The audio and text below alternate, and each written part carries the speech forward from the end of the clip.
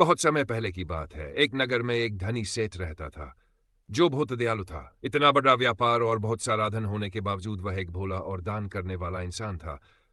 वह हर किसी की मदद करता था। उसके मन में लोगों के प्रति प्यार और दया की भावना थी। वह किसी का भी दुख नहीं देख पाता था।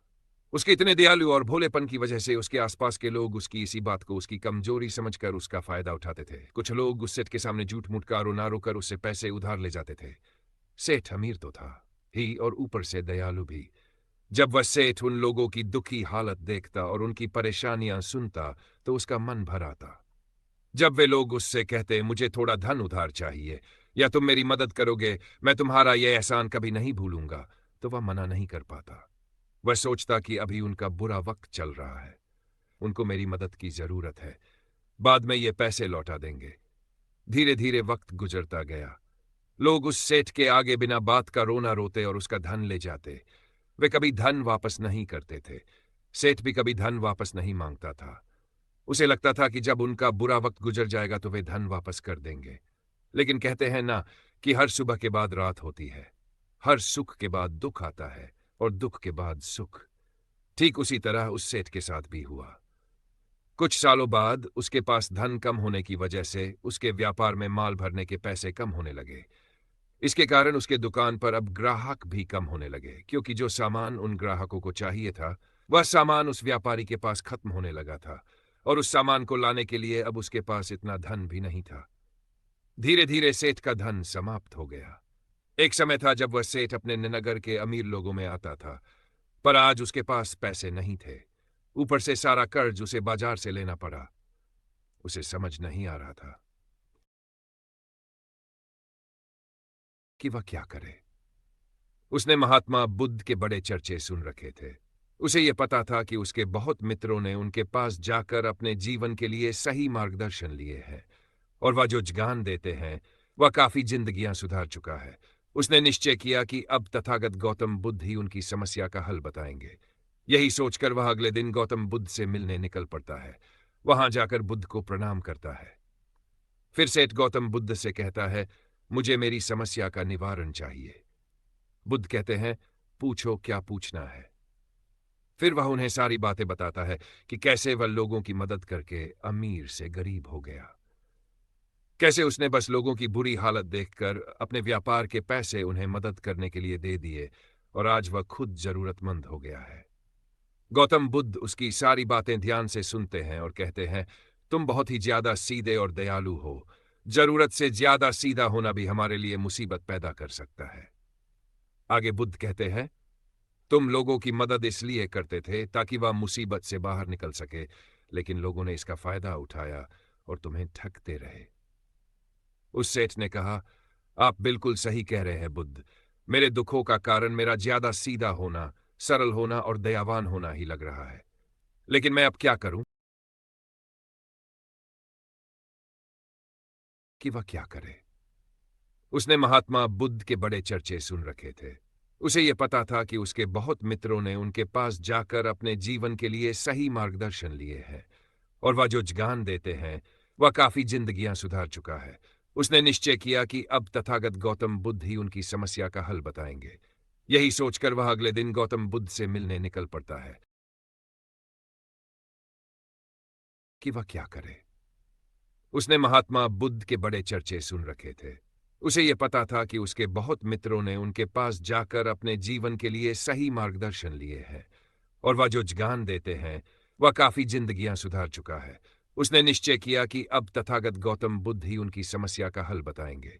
यही सोचकर वह अगले दिन गौतम बुद्ध से मिलने निकल पड़ता है। वहां जाकर बुद्ध को प्रणाम करता है। फिर सेठ गौतम बुद्ध से कहता है, मुझे मेरी समस्या का निवारण चाहिए। बुद्ध कहते हैं, पूछो क्या पूछना है। फिर वह उन्हें सारी बातें बताता है कि कैसे वह लोगों की मदद करके अमीर से गरीब हो गया, कैसे उसने बस लोगों की बुरी हालत देखकर अपने व्यापार के पैसे उन्हें मदद करने के लिए दे दिए और आज वह खुद जरूरतमंद हो गया है। गौतम बुद्ध उसकी सारी बातें ध्यान से सुनते हैं और कहते हैं, तुम बहुत ही ज्यादा सीधे और दयालु हो। जरूरत से ज्यादा सीधा होना भी हमारे लिए मुसीबत पैदा कर सकता है। आगे बुद्ध कहते हैं, तुम लोगों की मदद इसलिए करते थे ताकि वह मुसीबत से बाहर निकल सके, लेकिन लोगों ने इसका फायदा उठाया और तुम्हें ठगते रहे। उस सेठ ने कहा, आप बिल्कुल सही कह रहे हैं बुद्ध। मेरे दुखों का कारण मेरा ज्यादा सीधा होना, सरल होना और दयावान होना ही लग रहा है। लेकिन मैं अब क्या करूं? मुझे रास्ता बताइए। क्या मैं बुरा बन जाऊं? दया निकाल कर फेंक दूं? निर्दयी हो जाऊं? क्या अच्छाई करने की कोई कीमत नहीं इस दुनिया में? क्या मदद करने से या किसी का भला करने से बस यही परिणाम मिलता है? बुद्ध कहते हैं, नहीं, तुम्हें यह सब नहीं करना है। कई बार तुमने देखा होगा कि जो व्यक्ति ज्यादा अच्छा होता है उसे उतना ही ज्यादा दुख मिलता है। इसका सीधा कारण है कि वह अपने अधिकारों को सामने वाले की इच्छाओं से कम दर्जा देता है, और जब भी आपसी अनबन होती है तो उसे अधिक तकलीफ होती है। लेकिन उसी के विपरीत हमें हमेशा यह भी नहीं सोचना चाहिए कि हमारा अच्छाई और भला करना बेकार है या यह बस हमारी कमजोरी है। हमें अच्छा इंसान होना कभी नहीं छोड़ना चाहिए। हमें बस यह सीखना है कि कभी कभी हमें भी अपनी बात रखने का अधिकार है और हमें अपने अधिकारों की रक्षा करनी चाहिए। इसलिए हमें अच्छे इंसान बने रहने के साथ साथ अपने अधिकारों की रक्षा करना भी सीखना होगा। अगर हमें गलत तरीके से नुकसान हो रहा है, कोई हमारा गलत फायदा उठा रहा है, तो हमें उसका सामना करने के लिए सही तरीके से खड़े होना जरूरी है। यही एक सच्चे और अच्छे इंसान की पहचान और शख्सियत होती है। वह आदमी कहता है, बुद्ध, मुझे थोड़ा थोड़ा समझ आ रहा है, लेकिन अभी भी मैं पूरी तरह नहीं समझा। इस पर बुद्ध कहते हैं, चलो मैं तुम्हें एक कहानी सुनाता हूं, उसके बाद तुम्हें समझ आ जाएगा कि तुम्हें क्या करना है और क्या नहीं करना है। बहुत समय पहले की बात है। एक जंगल में एक भेड़ रहती थी। उस भेड़ ने एक मेमने को जन्म दिया। वह मेमना बहुत ही सुंदर था। उसके शरीर पर बहुत ही चमकदार और घने बाल थे। वह बहुत ही सुंदर लगता था और उसका बहुत अच्छे से देखभाल भी करती थी। भेड़ अपने बेटे को अच्छी अच्छी बातें सिखाती और उसे अच्छे संस्कार देती। उस भेड़ की इच्छा थी कि उसका बेटा बड़ा होकर खूब नाम रोशन करे, लेकिन भेड़ के ज्यादा लाड प्यार के कारण मेमना बिगड़ता जा रहा था। उसकी माँ उसे अच्छी शिक्षा देती थी, उसे अच्छे से रखती थी, दिन रात उसका पूरा ख्याल रखती थी। लेकिन मेमना दिन प्रतिदिन शैतान और जिद्दी होता चला गया। वह अपनी माँ की किसी भी बात को ध्यान से नहीं सुनता और ना ही किसी बात पर ध्यान देता। उसे हर पल ऐसा लगता कि उसकी माँ उसका इतना ख्याल रखती है और इसी कारण वह खुद की जिम्मेदारी नहीं लेता था। यह सोचकर कि उसकी माँ उसे किसी भी संकट से निकाल लेगी, वह धीरे धीरे गैर जिम्मेदार होता जा रहा था। और अब उस भेड़ का लाड और प्यार उसी के मेमने के अच्छे और जिम्मेदार बनने में रुकावट बन गई थी। फिर एक दिन वह मेमना घूमता घूमता पास के जंगल में जा पहुंचा। वह मेमना पहली बार जंगल में गया था। उसे पहली बार जंगल में जाने का मौका मिला था। वह जंगल की सुंदरता को देखकर चकित रह गया। उसने कभी इतनी सुंदर चीजें नहीं देखी थी। रंग बिरंगे फूलों को देखकर वह बहुत खुश हुआ। उसने झाड़ियों की कुछ पत्तियां खाईं। जैसे ही उसने पेड़ों की पत्तियां खाईं, उसे वह पत्तियां बहुत ही स्वादिष्ट लगीं। अब तो वह मेमना रोज जंगल में जाने लगा। जंगल में जाकर वह पेड़ पौधों को नुकसान पहुंचाता, उनकी पत्तियां तोड़ता, फूलों को नोचता और फलों को खाता। उसमें इस बात की बिल्कुल भी परवाह नहीं थी कि वह क्या कर रहा है। उसे इस बात का पता ही नहीं था कि जंगल में कोई खतरा भी है। वह मस्तमौला होकर जंगल में उछल कूद कर रहा था और पेड़ों पौधों को खूब नुकसान पहुंचा रहा था। लेकिन जब उस मेमने की मां यानी उस भेड़ को इस बारे में पता चला, तो वह घबरा गई और मेमने को अपने पास बुलाकर समझाने लगी, तुम जंगल में मत जाओ। वहां पर बहुत सारे खतरनाक जानवर हैं। वे तुम्हारे ऊपर हमला कर देंगे, तुम्हें खा जाएंगे।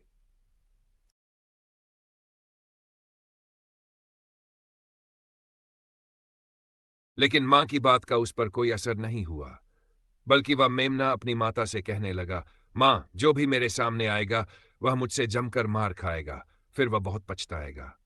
इसके बाद मेमना फिर से जंगल की तरफ भाग गया।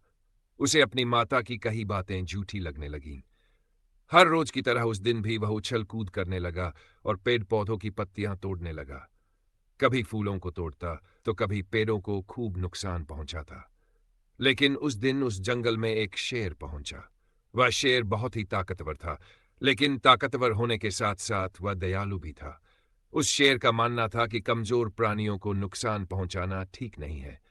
शक्तिशाली होने का मतलब यह नहीं है कि मैं किसी कमजोर प्राणी पर अपनी शक्ति का प्रयोग करूं। वह शेर उस जंगल में घूमने लगा।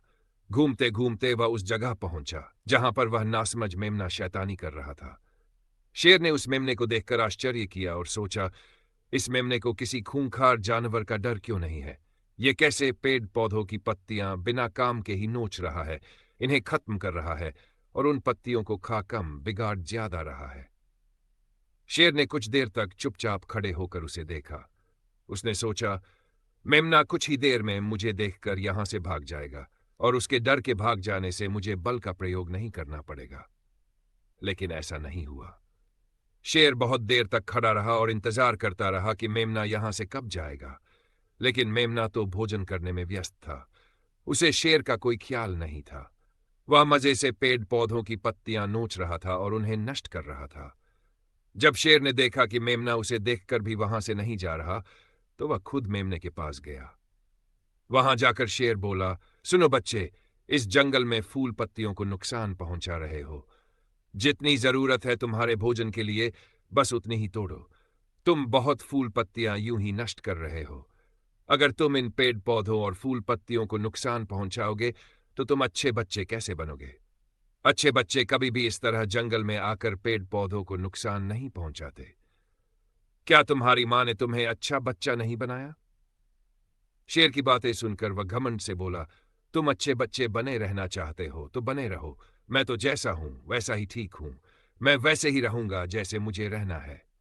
शेर हैरान हो गया, लेकिन उसने मेमने को बच्चा समझकर माफ कर दिया। वह नहीं चाहता था कि उसे बच्चे पर हमला करना पड़े। शेर ने कहा, तुम खतरनाक तो कहीं से नजर नहीं आते। चले जाओ यहां से। बड़े आए खतरनाक। तुम मेरा दिमाग ज्यादा खराब मत करो और अपना रास्ता नाप लो। मुझे इन फूल पत्तियों को खाने दो। ये कहकर वह घमंडी मेमना पत्तियां खाता हुआ आगे चला गया। शेर उसे बस हैरानी से देखता रह गया। तभी पास में ही झाड़ियों के पीछे एक लोमड़ी छुपी हुई थी। वह लोमड़ी शेर और मेमने की सारी बातें सुन रही थी। उस लोमड़ी को शेर राजा की इस तरह बेइज्जती बर्दाश्त नहीं हुई। वह झाड़ियों से निकलकर शेर के पास आ पहुंची और बोली, क्षमा कीजिएगा महाराज, आप तो इस जंगल के राजा हैं, इतने बलशाली हैं। आप चाहे तो इस मेमने को 2 मिनट में मजा चखा सकते हैं और उसे आपका अपमान करने से रोक सकते थे। फिर आपने कुछ भी क्यों नहीं किया? इस पर शेर ने कहा, मैंने उस बच्चे का भला सोचा। मुझे ऐसे किसी बच्चे को अपनी ताकत का शिकार नहीं बनाना था। यह सुनकर लोमड़ी बोली, महाराज, लेकिन आपके इतने सीधेपन और दयालुता के कारण ही उस मेमने की हिम्मत बढ़ गई है। वह आपके सीधेपन का गलत फायदा उठा रहा है।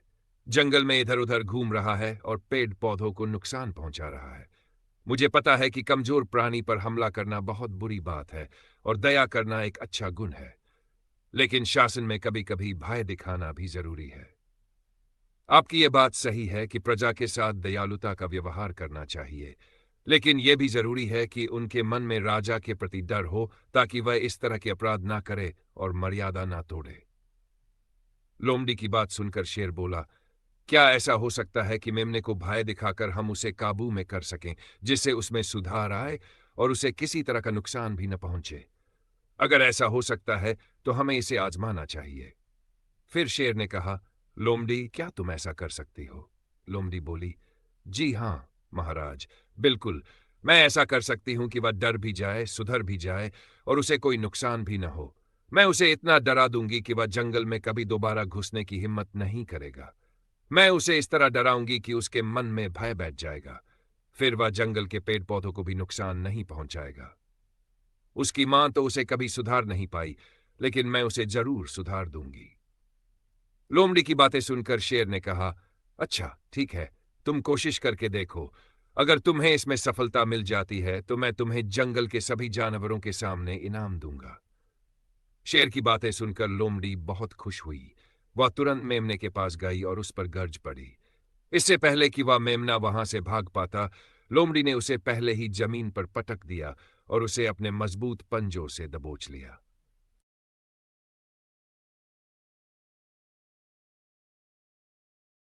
लोमड़ी ने तुरंत मेमने के पास जाने की योजना बनाई। उसने जंगल की झाड़ियों और रास्तों का उपयोग करते हुए मेमने को चारों तरफ से घेर लिया।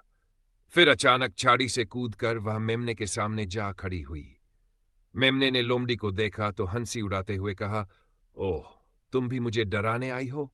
याद रखो, मुझे कोई डराने की कोशिश करेगा तो उसे पछताना पड़ेगा। लोमड़ी शांत रहते हुए उसकी बातें सुनती रही। फिर वह बड़े नाटकीय अंदाज में बोली, तुम जानते हो, जंगल के राजा शेर तुम्हारे ऊपर बहुत क्रोधित हैं। उन्होंने मुझे भेजा है कि तुम्हें बता दूं कि अगर तुमने जंगल को और नुकसान पहुंचाया तो वह अपनी पूरी ताकत तुम्हारे खिलाफ इस्तेमाल करेंगे। क्या तुम्हें पता है शेर की ताकत से बच पाना नामुमकिन है? मेमना थोड़ा असहज हुआ, लेकिन उसने दिखाने की कोशिश की कि वह नहीं डर रहा। उसने कहा, मुझे किसी शेर का डर नहीं, मैं जैसा हूं वैसे ही रहूंगा। यह सुनकर लोमड़ी हंसी और बोली, तुम सोचते हो कि तुम्हें कोई रोक नहीं सकता? तुम्हारी मां ने सही कहा था कि जंगल खतरनाक जगह है, लेकिन लगता है तुमने उनकी बात नहीं मानी। अब परिणाम भुगतने के लिए तैयार रहो। फिर लोमड़ी ने जोर से दहाड़ने की नकल की और पास के झाड़ों को हिलाने लगी जैसे वहां शेर आ गया हो। इससे मेमने का घमंड टूट गया। उसे लगा कि शेर सचमुच वहां है। डर के मारे उसने लोमड़ी से कहा, मुझे माफ कर दो, मैं जंगल छोड़कर कभी वापस नहीं आऊंगा और अब से पेड़ पौधों को नुकसान भी नहीं पहुंचाऊंगा। लोमड़ी ने कहा, यह आखिरी मौका है। याद रखना, अगर तुम्हें दोबारा यहां देखा गया तो तुम्हें शेर के सामने पेश किया जाएगा। मेमना तेजी से जंगल से भाग निकला। उसने घर पहुंचकर अपनी मां से माफी मांगी और वादा किया कि वह हमेशा उनकी बात सुनेगा। जंगल में लौटकर लोमड़ी ने शेर को सारा हाल सुनाया। शेर ने उसकी चतुराई की तारीफ की और उसे इनाम देकर सम्मानित किया। इस कहानी से हमें सीख मिलती है कि घमंड करना और दूसरों की सलाह न मानना हमें मुसीबत में डाल सकता है। समझदारी और डर का संतुलन सुधार का मार्ग दिखा सकता है।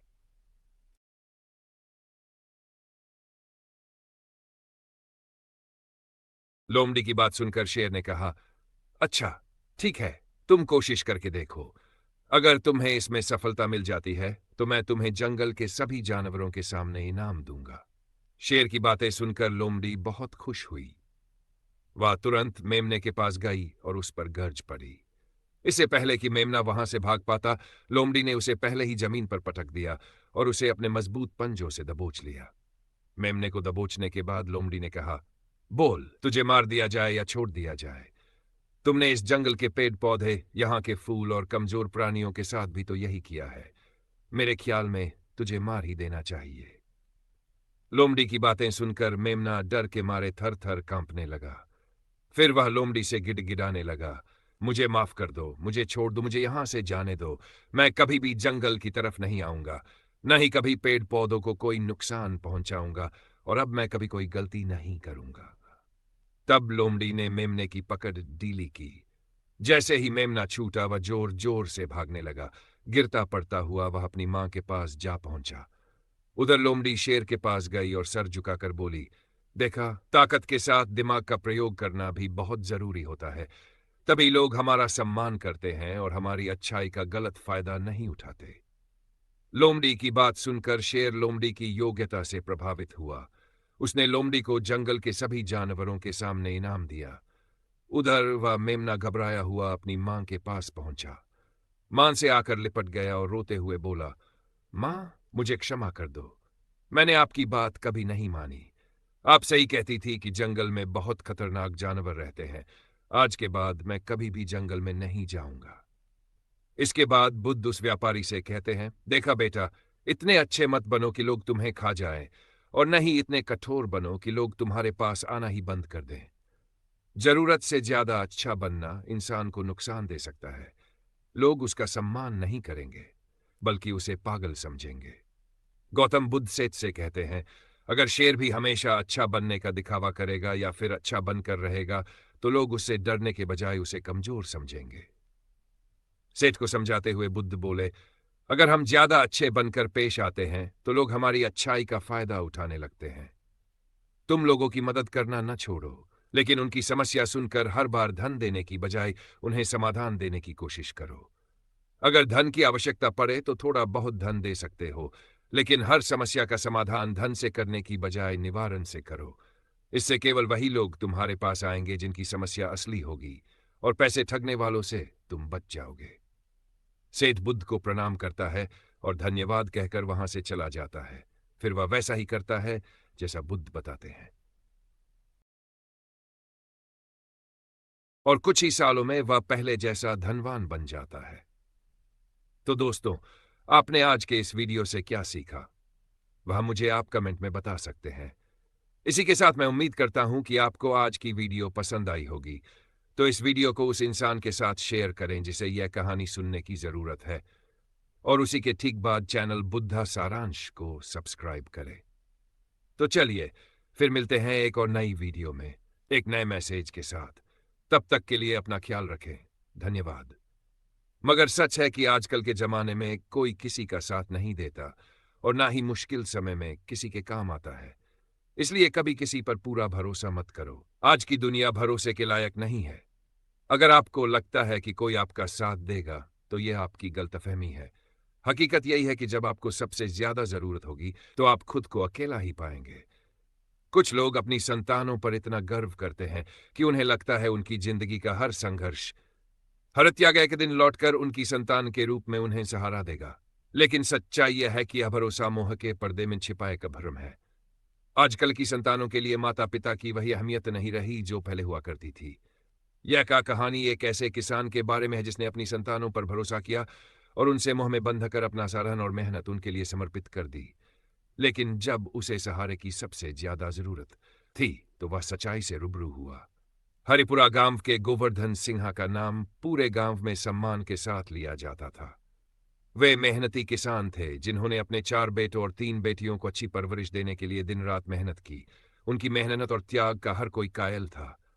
जब भी कोई उनसे पूछता, गोवर्धन भाई, इतना कुछ अपने बच्चों पर खर्च कर रहे हो, बुढ़ापे के लिए भी कुछ बचा कर रख लो, तो उनका जवाब हमेशा एक जैसा होता, अब मेरे बच्चे ही मेरा धन है, जब तक वे हैं मुझे किसी चीज की कमी नहीं होगी। गोवर्धन का यह विश्वास गहरा था। उन्होंने अपनी जमीन के अच्छे हिस्से बेचकर बेटों की पढ़ाई और शादियां करवाई।